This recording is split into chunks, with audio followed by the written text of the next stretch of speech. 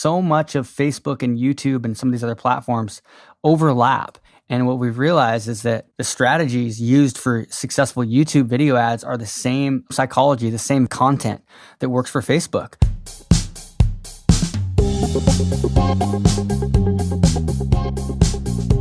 You're listening to Perpetual Traffic with Keith Krantz, Molly Pittman, and Ralph Burns.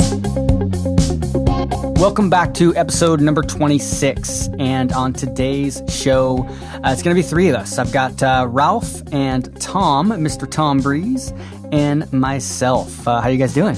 Very good. How you doing? Pretty good. How about you, Ralph? Real good. All right, cool. So basically, we don't have Molly with us today. We're missing Molly, sad, but Molly's in Kentucky with family, so us three are going to troop it today, all kind of in the midst of holiday season. You guys have a good holiday, good Christmas so far? Very nice. Nice time with the family, and then, New Year's Eve party tonight, so looking forward to it. Recording on New Year's Eve, how about that for dedication? The life of an entrepreneur, yeah. Freedom, huh? Never apparently. stop. Yeah. Luckily, this is fun for us. I'm going to let Tom give you a little recap and really set the premise for today's show. But first, in case you haven't had a chance to listen to episodes 24 or 25, that was part 1 and part 2, which really will give you the foundation to be able to take most advantage of today's session. So if you haven't had a chance to listen to episodes 24 and 25, please go back and do that again. Tom Breeze is one of the world's biggest authorities on YouTube video advertising. In fact, with most of his clients, he runs a performance-based agency where his company takes all the risk and only gets paid when they generate leads or sales for their clients. Hundreds of thousands of dollars, thousands of leads using these video ad strategies. And we've even got a little bonus for you at the end of this episode where we're going to give you a little resource to be able to download the scripts for both of the pre-roll video and the advertorial video, plus get access to a really cool behind the scenes walkthrough video. So I think you're going to love this episode. Let's get right into it. Tom, like I said, one of the reasons I love talking to you is you get it. You get the psychology, and make sure you go back to episode 24 if you haven't listened to episode 24 yet. He really talks about some of the key ingredients, the key factors to really having success, not only with video, but really online today. When you're talking about Facebook advertising, YouTube advertising, and really he understands the process that we have to take people through, and that's why we love talking to people like you. So Tom, thanks again for coming on. And would you mind kind of recapping for us of what we kind of hit on? Yeah, of course. I think over the last 2 podcasts that we've done together, we covered like the 4 Ps. So the 4 Ps were platform, person, pursuit, and promotion. If we look at the platform, it's understanding 2 things really. One, how people are behaving or interacting with that particular platform. So say, for example, it's Facebook. People tend to go to Facebook because we are going there to look for connections with friends or contacts, build relationships, and see what other people are up to, right? And we're going there typically to connect and have that kind of social party. Whereas when you look at YouTube, people go to YouTube with that intent to find out information. Of course, you've got those people that do go to YouTube for a number of different reasons, like watching cat videos and baby videos and all that sort of good stuff as well. But you tend to find there's a big portion of people, which really as business owners we should be interested in. Those people are going to YouTube because they're searching for information. They want to know something, they want to learn something, they want to buy something potentially and looking for reviews, etc. And that's like the perfect time for us to go and advertise. So it's like this paid search when we're advertising on YouTube is getting in front of people that are actually have got that intent and want to find out more information. So it's that perfect time. They're hot, they're motivated, they're ready to take the next action. When we look at the next P, which is person, this is kind of identifying with the type of people you're wanting to get in front of. So when advertising on YouTube, you're actually using the AdWords platform, and AdWords is incredibly advanced, very, very powerful. And it means you can target people based on all the things you're probably used to, like age and obviously demographics like gender and location and all that sort of good stuff. But you can get in front of people based on the videos they're watching or keywords they might be typing in. So you can really zero in on your audience and really kind of target those people in particular.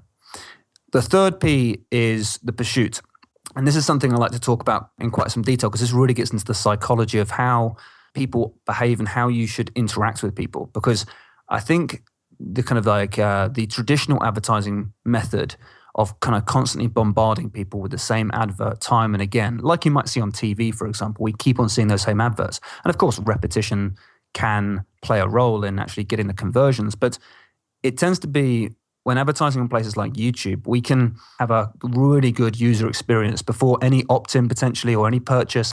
And as a result, we can really kind of connect with people, and through remarketing and retargeting, we can have a real profound impact on the way that we connect with people, provide them value, and then do business with those people. So the pursuit doesn't need to be this constant bombardment of the same video ad or any ad really. You can keep on changing the message, and that's what keeps things fresh. And then the final P is the promotion. And the promotion really is the advert that we'd choose to run. And I'll be going through a little bit more detail about the types of ads you might want to run, how to run them in this particular podcast, because we're going to be going through some case studies that kind of pull on this information. And it's really a case of working out what's going to work best, what's going to connect with your viewer, both on a psychological level, but also making sure that they take action and they go back to your business or go back to your website and take the next action along the sequence. So those are the 4 Ps. And as I say, we're going to go through 3 particular case studies that will kind of highlight a few things that hopefully listeners will be very interested in and can use in your own advertising as well. Sweet. Love it. All right. So I guess let's get right into it. Which one do you want to talk about first? Well, let's tackle the Andy Harrington case study for now, because Andy's been a client for a long, long time. And he's one of those clients that I suggest an idea to him and immediately he's like, yep, let's run it. And he's like my beta tester. So anything that I ever do that's kind of a new idea, he's the one who says, yeah, let's go for it. And he's one of those guys that produces video day in, day out for us. So Andy Harrington is a guy in the UK. And I suppose like 90% of his advertising right now is based inside the UK, but he's starting to spread out a little bit more internationally as well. So we can target people based on kind of their locations and things. But he trains people on public speaking. Okay, so he teaches people how to speak from stage, how to build their business through that medium. And very, very good at it. Amazing training. And when someone's got a really good product and they can present well, it's normally a very easy sort of campaign for us to build. But I want to pull on a couple of things that we do with Andy that are probably stuff that people don't realize you can do sometimes, that can really expand your reach and get a lot more result from advertising on YouTube. Okay. Because if we look at the platform and how we work with some of the campaigns with Andy, when we show the video ads of Andy on YouTube, we might start off with people that are typing in keywords like, let's say, for example, how to speak in public speaking skills, presentation skills, or how to communicate more effectively. Keywords around that we know that people will be potentially interested in what Andy has to offer. And we get our video ads of Andy in front of that audience. So anytime in the UK, when anyone types those sort of keywords in, we make sure Andy is visible. Either his in-display videos will come up, so they're like the videos that would be at the top of the search results, or it might be the pre-roll ads or in-stream ads that people are quite familiar with, where they'll pop up before the video you're about to watch, and you have to wait for 5 seconds before you can press the skip ad button. What a lot of people don't realize, though, is that when you're advertising on YouTube, you use the AdWords platform, and you can actually tell AdWords to start building lists of people that watch the video ads. So say, for example, we know we're getting in front of a really targeted type of audience, and we're getting lots and lots of views every single day from those videos. We can say to AdWords, okay, keep on collecting all those people that are watching Andy's videos. Say, for example, we're getting like 10,000 views a day just to one video. You're going to find that you get 10,000 people added to this list every single day. And that audience can build very rapidly. Of course, we're not going to get 10,000 opt-ins straight away, but we are going to get a lot of views. And when you know you're targeting the right sort of people with the right sort of video ad, and people are engaging with that video in some way, they're seeing the video, they're liking that video, we're collecting all those names and building them onto a remarketing list. We can then start advertising to that remarketing list. Now, you can do it a number of different ways. You can obviously show more video ads to that list, or what we found that works particularly well sometimes is to actually change the platform. Mm-hmm. So we might engage with them in that first instance on YouTube, build that audience there, but because you're building that audience on the AdWords platform, you can use the rest of AdWords. So you can use things like the display network that I think covers like 92% of internet users and covers all the different websites out there that potentially will show Google display ads.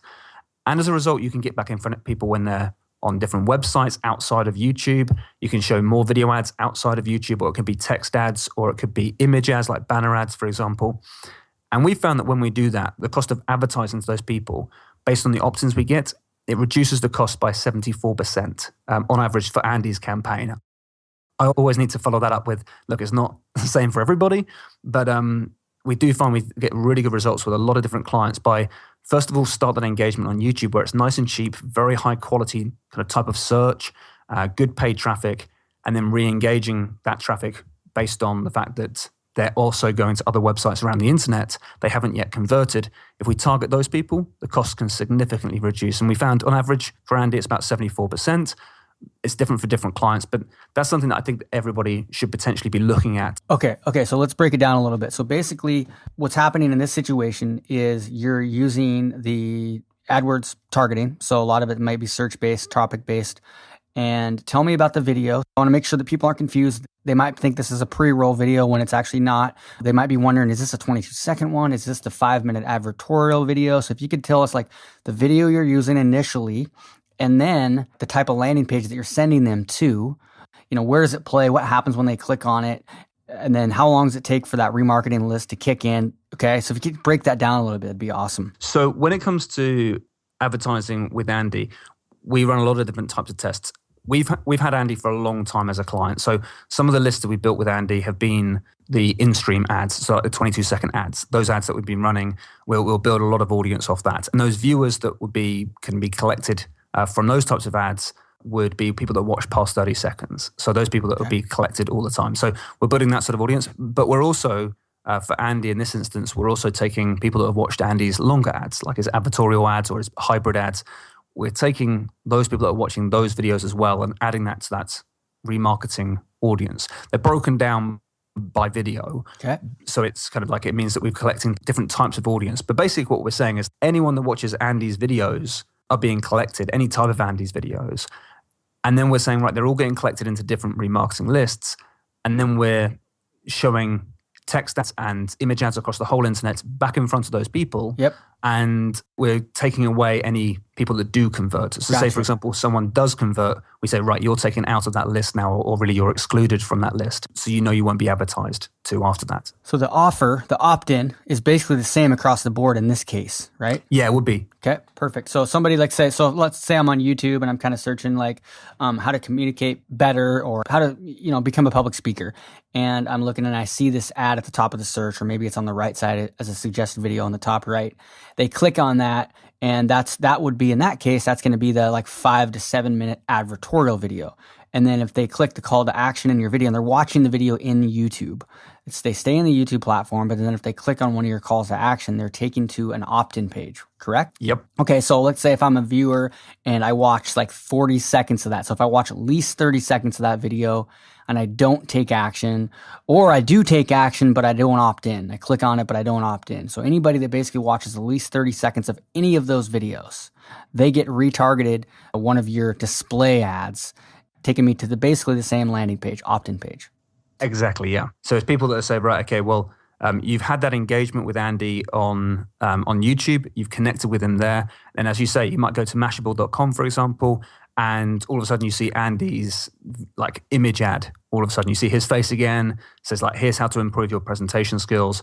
They might click that because they've already seen Andy's video, and so they built that connection with him for maybe 5 minutes, but just didn't take action the first time round. This time, because they've got that second exposure and they're feeling, hey, I've seen this guy before, they're sent back to the same opt-in page, and the actual cost for advertising using that method reduces the cost by 74%. So it's a really effective method. And of course, the ads that you're running with the Google display, if you're showing an image ad, it doesn't have to go back to the same opt-in page. It could go to a different opt-in page, of course. That can sometimes improve things even more. But just to keep things simple and just as a simple strategy, it's saying, connect with them on YouTube and then convert them potentially using the Google Display Network. So did you start just doing it directly at either in-stream ads and then all of a sudden added this on and realized that you could get this much better, lower cost per lead? Or how did this sort of evolve? Because I mean, this is a really cool strategy because you're using multiple platforms to achieve the same objective, even though it's all within the same company. Yeah, exactly. Do you know what? Myself, I'm very good at the psychology of the video and seeing the customer journey, how it works. I'm not really a Google AdWords geek. I know it because I run an agency doing it, but we have people in the agency who are much cleverer than I am when it comes to the actual setup of like the image ads and the text ads, for example. But it was part of the team that came to me and said, hey, look, we're building these big lists.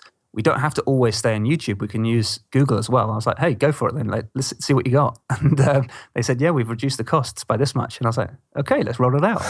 So I'd like to claim everything that all the success that I get is, I would love to say it's all me, but it's not. But it's just amazing that sometimes that happens. I know from speaking with you guys as well, like we've started to do a lot more advertising, which would be a case of like that traffic that we're sending to the landing page, that traffic that doesn't convert, let's re-engage that with some Facebook ads. And that can work really well as well. But just as an isolated incident with Andy and just saying, right, engage on YouTube and follow up on Google Display, that works really, really well. It's a super high quality lead just to begin with, even though it's not really a lead. It's on a retargeting list. You don't gather their name and email. They're just a number, I assume, inside the platform. But they've already watched 30 seconds of that initial video. So they already know who he is, which is really, really important. So those lists that are being built in the thousands are highly qualified. And all they maybe need is just another touch on a different platform to push them over the edge, which is just totally awesome. The great thing here is that if you're listening to this right now, you can take the same type of video and use for Facebook, in which we'll go deep into. Tom, we've actually got a great resource for you where Tom and I will take you through kind of behind the scenes of some of these videos. But basically, we're doing this on Facebook similar way right now, and where you might run that same 5-minute video as a Facebook video ad, but anybody that doesn't take action, they're going to get retargeted if they've watched that video. Now, Facebook has an issue because the video length, it's only 3 seconds. But a lot of times we'll target the same audience. We'll target somebody who likes Frank Kern. We'll put a video ad 5 minutes in front of them, and then also, an image link-based ad. And then just as soon as they opt in, they're taken off of that targeting. They're excluded. So that's why I love this stuff, because it really works very similar. The same foundational video, it's just a tiny different call to action can be used cross-platform. I think a key factor here is the fact that with what you were saying there, Ralph, as well, is like when Andy's recognized on YouTube and he's kind of almost like re-recognized on a different platform like Mashable.com, for example, it's the image of him again, or the name that connects with the viewer or connects with that user. If you're a business and you don't necessarily have a personality behind it, if it's just like a more of a corporate business, for example, what we tend to do when that's the case is really try and push the branding and the right colors and the actual kind of the logo and try and push that as much as possible, because if you have that consistency across that, recognition works really well, and it just means that it doesn't look like a new ad that people haven't seen. It's like a continuation of the story or something they watched before. Love it. I love it. And the thing about Facebook is if you do the video ad in Facebook, you can't retarget them across the internet like you can on Google. The only way you can do that is if they land on your landing page or you're bringing them to a blog post. So that's what I love about YouTube is you get them for 30 seconds. And now that's a high quality audience that you can now retarget across the internet. Basically 97% of the available ad spaces you can now reach, which is pretty cool. When you're using this strategy and you're starting to collect the YouTube viewers, you can do it in so many different ways. So that's just people that have seen Andy Harrington's video as an ad, if that makes sense. Yep. So we can take people that have subscribed to Andy's channel. We can take people that have liked a video, disliked a video, shared a video. It gives you all the different options based on any behavior, and you can collect lists based on that. So you could say, right, I just want to get in front of people that have liked my video.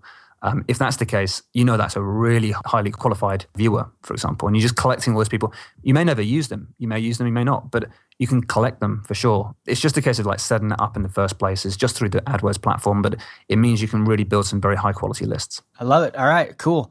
Is there anything you want to hit on this one, or do you want to move on to the next one? Yeah, so there's one more thing, because I just wanted to cover those 4 Ps again. So like the platform, person, pursuit, and promotion. The third P there, pursuit, with Andy, which is kind of like the customer journey, the user experience. We've done a similar thing, and it's really kind of what we've spoken about here just now. In the early days, when Andy was a client, from the very early days, we used to do a lot of work for him from an SEO standpoint. So we used to do a lot of like getting his videos ranked, getting lots of exposure for him, etc. And with the videos that we created for him a long time ago, which were like advertorial videos, so like the 5-minute type content pieces, we used those videos and we started very early on just taking the viewers from those videos and through AdWords, just taking all those organic viewers. Because it doesn't have to be just an ad that you build the audience off. It can be anyone that just watches the video organically. Mm-hmm. So you can build those viewers there. And we've been doing that for a long, long time before we run any type of ads. And those lists now are very large and the similar audiences are even larger.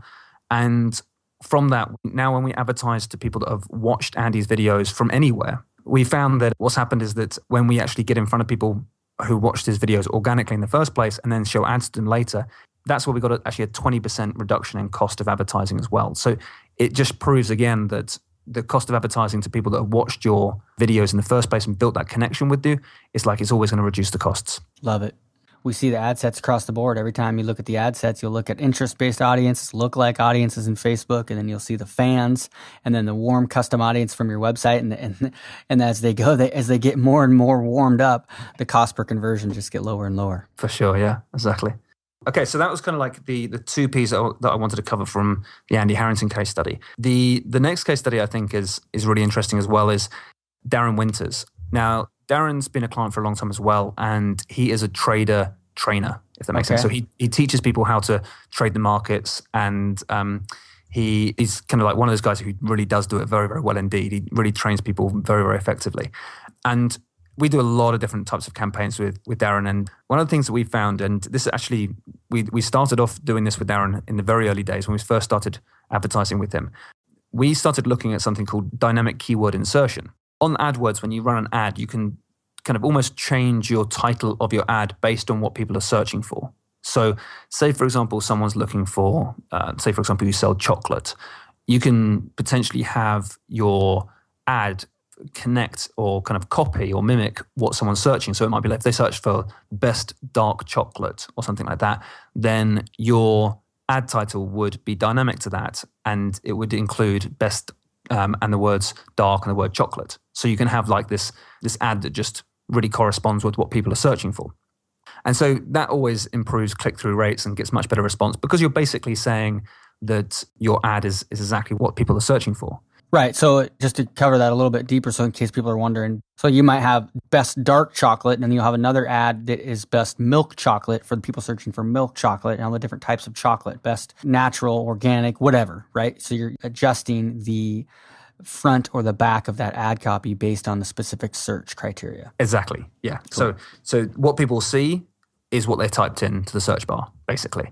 But your ad will just kind of copy what they typed in to a certain extent. Yep. And it just connects with them a lot better. So that's called dynamic keyword insertion. Works really well. Now, when we first started advertising with Darren, he trains people on different types of strategies and techniques when it comes to trading the markets. And he does all the different types of markets as well. So like the Forex market, stock market, indices, kind of binary, fundamental analysis, all the type of stuff that gets very geeky in the trading world. And to begin with, when we first started working with him, we just created like a general ad. We just ran one type of ad and just ran it, and it was kind of like covered all the different types of markets. So it's just a general ad. Anyone that's interested in trading, we just advertise those people. And it works really well. And we got some really, really good results. More recently, what we've been doing is breaking it down to say, okay, well, we know that we're getting really good results from certain types of keywords and what we know people are searching for. So say, for example, we were running a generic ad to the Forex market. It was working really well. And what we've decided to do is just change the video ever so slightly and just have a different type of intro to the video that calls out people based on their search. So we've kind of kept with the same video ad, but what we've just done is just had a new intro to it. So at the start of the video, for a generic one, it might be saying something like, if you're looking to become a more successful trader, here's 3 strategies that can really help. Okay, so that might be the general one. But then we created new ones where it's like, if you're looking to become a really successful Forex trader, here's 3 techniques that can really help. Or if you're looking to become a really successful stock market trader, here's 3 techniques that can really help. So you can kind of see that we're starting to niche it down and say, right, we can run specific videos now with calling out exactly what people are searching for so that when they search for Forex techniques or Forex strategies or anything like that, we have a video that really says, hey, look, this is all about Forex. And likewise, if they're typing for or looking for information about stock market training, we have a video specifically for that as well. It's very similar content, but it's just got a new intro to that video. So it means that we can be a bit more dynamic with how people are searching for information on YouTube. Just so you know, in case you're wondering, this is not something that's automated. There's not a software that will insert the keyword phrases like on Google. You're doing this manually. Well, it's really all about message to market match. I mean, you're matching what the market is actually typing in this case. So, any good advertiser should have that as a goal, is that you should have ad copy that matches your landing page, and maybe your image should match your landing page to a certain degree, or it has some level of familiarity, but you're doing it to even a greater degree where you're exactly mimicking the words that they're typing in, which is even more ninja. How many videos do you have to do? That seems like an awful lot of work. That's the thing, is that I think a lot of people look at this strategy and think, that sounds a lot of work. I'm just going to stick with my one video ad and just go with that. And I get that and understand it. I wouldn't say this unless the results weren't worth it, if that makes sense. So in this instance, we're getting click-through rates and improvements on click-through rates from around about 50 to 80%. And that's not just for Darren, this is for lots of different clients. So you get a much better connection when you just say the words that people want to hear. What I'm saying here is the 3 strategies or the 5 strategies that you might share don't have to change too much, or don't have to change at all sometimes. Yep. All you're doing is just having a slightly different intro to the video. And just because you're able to call people out in that first few seconds. So it's like, if you're looking to become a more successful Forex trader, if that's you, you're like, yes, I am. Immediately you can say, yes, I am. Whereas if it's like, if you're looking to become more of a more successful trader, they're like, yeah, that's kind of me, but I'm specifically looking at Forex. If you can be that specific in the video, then it just makes massive improvements. But the reason I say it is because it is so easy to do. If you're in the studio, or if you're creating a quick intro to your video, maybe you're kind of just speaking to your webcam even, or if you're just in the home office, for example, creating a video. If you're creating that video, it's literally just a simple case of, let's just record this intro 4 or 5 times. Yep, exactly. Just slightly different intro, just to call out what people are looking for. Right. I know once we've run a few ads with a generic ad, we know what type of keywords work best for a client quite quickly. And we can say, right, of these 10 different angles that we know people are interested in, or these 10 different markets, we know that these are the best ones. Let's create video ads according to that. With Andy Harrington, for example, it's like public speaking, presentation skills, communication skills. Those are 3 core kind of types of keywords that kind of lend itself to speaking in public. With Darren, we know that Forex and stock are going to be big keywords for him. So it's not a huge amount of extra work. It's a tiny bit more editing, but the results really pay off when you do this.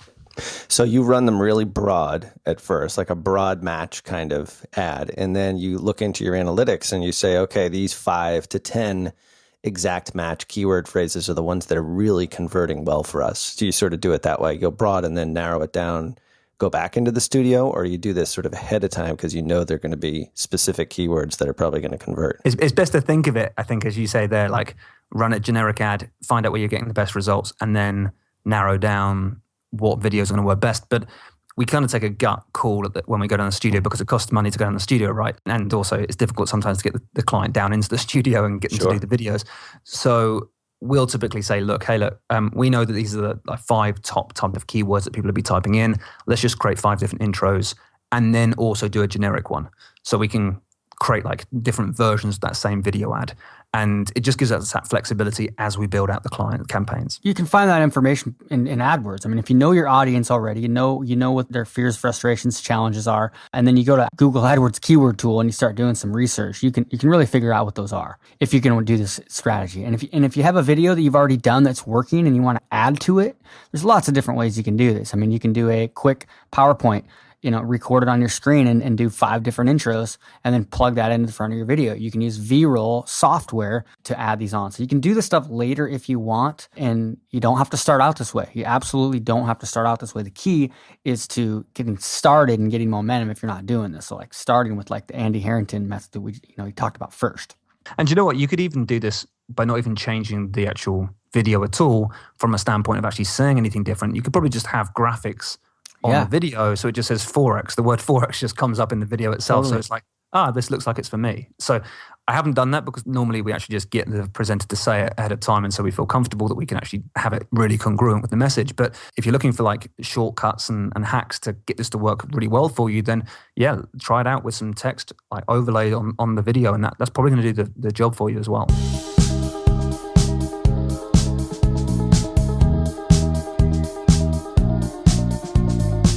All right, should we go into the third? Let's do it. Okay. Let's do it. Okay, so this is, well, you just mentioned him actually. This is Gideon Showerwork and V-Roll. So, No way. yeah, exactly, yeah. The perfect aligned 3 case studies, huh? How awesome is that? What's up, Gideon, if you're listening? I threw a shout out. I didn't even know that was going to be a case study. And I'd also say, like, I'm kind of one of the biggest ambassadors for V-Roll. I love V-Roll. It works incredibly well, and we use it every single day for our clients. So if you're thinking about getting into YouTube ads and you haven't got V-Roll yet, go and get it. It's cool. Go to the show notes. We'll have a link to you for more information on V-Roll. So just make sure you go to digitalmarketer.com/podcast. To check that out. So this covers off the final P, which is like promotion. And this is the sort of thing where I know that Keith, you and I are going to be doing some stuff on this. But I mean, with Gideon, he came to me a while back, and we actually did a call together quite some time ago. And we were talking about like getting into video advertising, etc. And I had a look at some of his ads that he was running, and they were good ads. They like followed the kind of attention, interest, desire, action, AIDA approach, and good quality ads. I mean, Gideon's a video marketer at the end of the day. He knows what he's doing, right? But he said, hey, look, what can we do to increase the results we're getting from these ads? And there were a number of different things we did. But in the end, we increased the click-through rate by 446% just by doing a few changes to the video. And wow. Yeah, I was surprised by it. And when Gideon worked out the results and he said, yeah, hey, look, we got 446% increase in click-through rate, I was like, sweet, okay, cool. But I think there were like 2 big things that we've seen that I showed Gideon what to do, and also things that I've shown other clients how to do as well, that is, or just done them for the client, that's worked really well. One of the things that I think a lot of people miss out on, and this comes down to the psychology of the viewer and being on YouTube, is the first thing is the pattern interrupt that I think is really important, right? Because if you imagine in everyday life, we're going through whatever we do, like in the morning, right? We get up in the morning and we go and like, we have our routine that we do. We have our pattern to life, how we run things. And we get into those routines because it gives us shortcuts. Like it's so much easier to function as a human if you have these patterns that you follow. In the psychological world, they're called schemas. And so we have these kind of like ways of being. Like when you approach a door, you know what the handle does. You don't have to think about it. You've learned that in the past. You just have your idea of like, that's a handle. I know to twist it or push it or pull it. Like you'd have to use your mind to actually kind of go through that process each time. So we make these generalizations so we can understand how the world works. But exactly the same thing's happening when people watch videos and watch video ads. So if someone's decided to click your video ad, say for example, your video is coming up in the search results, that's slightly different because people have made the decision to click the video to watch it. So we know they're interested and it's kind of, we're going to have their attention. With an in-stream ad, we're just interrupting people. And that can be quite frustrating for a lot of people. But most of the time we sit there and like, oh, damn pre-roll ads. And that's our normal kind of reaction. We don't listen to what's saying. All we do is we scroll to the right-hand side and just like almost like hover over the skip ad button, like pressing it whilst we're waiting for that 5 seconds to be up. And that's our schema. That's our way of being. That's what we do as a pattern when we're watching YouTube videos. When we wanted to watch something else and a pre-roll ad comes up, it's going to get in the way, and all we want to do is just get past it. That's all we're thinking about. So if you use a pattern interrupt, what you'll find is that you can break through that people's pattern and grab their attention. And so many people don't do this, and their videos just get bypassed. People just don't watch the videos in the first place. So we found that when we use a really effective pattern interrupt, we can increase our like click-through rates by 133%. That's kind of like some of the best results we've got. But it means like you're doubling, if not tripling, the actual number of clicks or number of views you're getting. Mm-hmm. And really, like the way to do a pattern interrupt, or some of the ways that we do it, is to tell the viewer to like just stop straight away. Like if we know they're interested in something. So like go back to what we're talking about with Darren Winters. If we know they're looking up a video about Forex trading, and we're saying, look, if you want to become a really successful Forex trader, and then you just kind of like get Darren to kind of almost like shout out on the video, stop, with his hand out in front. Maybe the video is red and a big like word across the front says stop. The viewer was not expecting that. It might be a bit corny, that approach, for some types of businesses, and it might not fit for everybody, but I just want people to get the idea of what we're doing here. what we're doing is we're just grabbing the viewer's attention, doing something different that they weren't expecting, and it grabs their attention. Now, if you run different types of businesses, that might not fit with your kind of like how you want to brand yourself and things, and that's cool. Like, think of another way of doing it to grab their attention and do something different. But what you really do is it's almost like you're throwing the spanner into the cogs, and it just changes people's mindsets so quickly. It's like, what? I wasn't expecting you to say that. And then immediately you follow up with something that's going to really interest them. So it might be following up with something like, hey, look, you know that YouTube's not going to give you the answers. Or, hey, look, you know that most YouTube videos are created by amateurs and not by the professionals. Or, do you know what I mean? Something along those lines. You can be a little bit controversial if you want to be. And what you're doing really is you're just grabbing their attention and telling them why it's important to listen to that ad there and then. And using pattern interrupts at the start of videos always does really well for people on YouTube, because it stops them in their tracks, gets them to listen, and really we've got an opportunity then at that point to deliver something of value or get them to kind of take that action, and it just increases click-through rates all the time. Using a pattern interrupt, I don't think we've got a situation where a pattern interrupt hasn't worked really well, unless we've done something which is just kind of misaligned completely with what the viewer is expecting, and it hasn't helped the video. But when you're using pattern interrupts correctly, they work really well. Every single time. I love it. Can you give us like three examples of like what would be like a good pattern interrupt? Okay, so well, I've given you the one example of doing the stop. Yep. Another video where we sometimes ask them a question at the very start. That can be a good idea. So I got a video that says, "Did you know ... which kind of like asking a question of someone is like a pattern interrupt, because it makes you have to think about what the next thing is going to be. The video I've got is like, "Did you know that a white background will increase your conversion rates by 9% compared to a black background for your video?" And so that at the very start is like, did you know, gets them to think about it as like a question, and then you give them a stat or give them something that's kind of interesting and that would be right for your viewer. That grabs their attention, and they want to listen to more, so to speak. So that can be a really good idea, asking a question. Yep. And then something I learned from Perry Marshall, actually. Oh, God, I've got to remember what it is now. Like the wait is a good one too. Or just the wait, like sometimes with your hand up, like so they see your hand, like Ryan Dice did that. They ran that for, if Molly was on right now, she'd probably bring that up, because it's one that was really successful, where they sold like a ton of tickets for traffic and conversion with that YouTube pre-roll ad. So sometimes either like your hand or motion, or a really bright color like big text can be a really big pattern interrupt. And the one I just said is, I think, a little bit more common. Yeah, it works in a similar way like the stop, right? I don't have my notes in front of me, so it's difficult to tell you exactly what the Perry Marshall one is. And Perry's probably going to be listening and tell you what it is. But it was something along the lines of, is your husband cheating on you? Something along those lines. And then the follow-up statement is he with her right now? which it just really kind of connects with where the viewer's mindset is at right there and then, and just cuts through everything else. Right. Because if they were looking for like information about, is my husband cheating on me, or something along those lines, by saying the words, is he with her right now, the person that's going to be reading that or watching it will only be looking up those sort of videos when the husband's out, right? Right. If the husband's out, you're going to be thinking, hey, is he with her right now? It's really connecting with their pain, but also it's kind of really, it's like digging the knife in and twisting it. Yeah. But that can break through the normal patterns as well. Is if you can get them to really shock them, but as long as it's aligned with the message of the video. So, I mean, it's got to be a did you know or a stop or whatever, but it's related to the next thing that you're going to tell them. Yep. I assume. Yeah, exactly. That's the thing, is that I'd always say, look at the content and then work out what pattern interrupt's going to fit best for that type of content, and what's really the next step you want to do, and make sure there's a congruency there with the message. Yeah, that's really important. Something else we do in videos that we get we've seen up to a 76% improvement when we compare doing this versus not doing it. Anywhere between 24 and 76% improvement. So it's quite a broad improvement, but it's just because we do so many different tests, because we had a lot of video ads like this, and then we made lots of changes to video ads. But what we did is we started to include a future-paced call to action. And what I mean by a future-paced call to action, and this comes from like an NLP technique really, which is the idea of painting the picture for the viewer and what's going to happen next. So instead of just saying something on the lines of click this link and register right now, you would paint the picture a lot more clearly for people. So it'd be the sort of thing where you'd say, click this link, it's going to take you back to a page that looks like this, fill in your name and email, and it will register you immediately. And then you could even say what's going to happen after they register.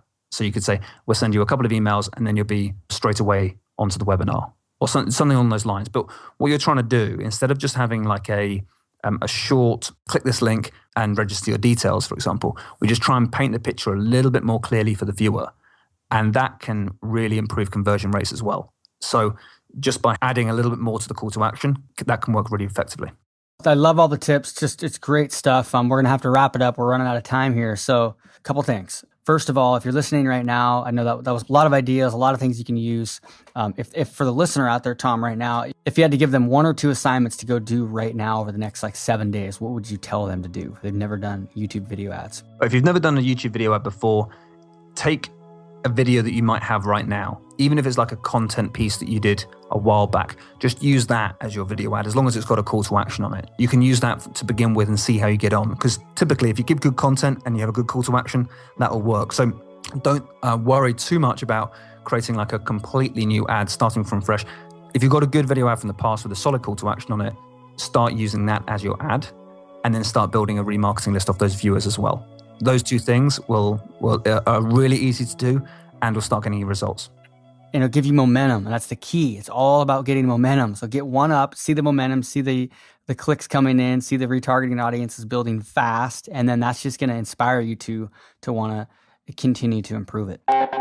Another thing is Tom and I've got a little bonus for you. We've got a video that we did together because we found that so much of Facebook and YouTube and some of these other platforms overlap. And what we've realized is that the strategies used for successful YouTube video ads are the same psychology, the same content that works for Facebook. So we're going to be giving you a video walkthrough of one of Tom's video ads, which he's using the same video for Facebook as he's using for YouTube, including the word-for-word script of that video. Plus, we're also going to take you behind the scenes of how we took a Facebook video ad that Frank Kern was running, and I gave him 4 simple changes to make, which cut his cost per lead by about 500% using the same basic video, okay? These 4 simple tips. Now, the original video ad wasn't running very long, but these are critical things that you can implement so easily, and we're going to show you on this video. I'm going to tell you basically in the 5-minute Jing video that I sent to him what I told him and what you can do too. So we'd love for you to opt in and get that script and watch the video with us. We're also going to show you some other great examples of successful video ads and how to make the perfect video ad. So if you go to thevideolab.com, you can download that and you can get access to the video for free right now. So if you go to thevideolab.com, we'll send you the scripts, and then you can also watch the walkthrough of Tom and I together. So just over the last couple months, we've realized how much the stuff overlaps and how much you out there can really benefit by kind of killing 2 birds in 1 stone and really understanding both platforms. I think it's just game changing as we head into 2016. I know the big theme for traffic and conversion this year is really branding and direct response combined. And this exactly how you do that. All kind of, it's almost like a shortcut of this whole process of engineering these videos that do it all in one. It's a pretty cool process. And then when you tack on the retargeting and some of the stuff that Tom just talked about, it's a freaking machine, you know? So I encourage you to do what Tom just said. Get 1 video up, get that retargeting code going so you're tracking those visitors, you're building those audiences. Opt in for that so you can get all those resources and watch us go through that video. And then head to the show notes for all the other resources that we talked at digitalmarketer.com/podcast. So Tom, dude, thanks for spending so much time with us. No, it's been great fun. It's been a pleasure. All right, so hope you guys have a great new year, and here's to a freaking awesome 2016. Yeah, let's do it. Awesome, guys. Let's do it, guys. All right, talk to y'all soon. You've been listening to Perpetual Traffic with Keith Krantz, Molly Pittman, and Ralph Burns. For more information and to get the resources mentioned in this episode, visit digitalmarketer.com/podcast. Thank you for listening. Okay, so I hope you enjoyed that content, and if you want to get more tips, strategies, advice just like that, then make sure you subscribe to the channel. You'll see the button on the video right now. Click that and you'll be subscribed.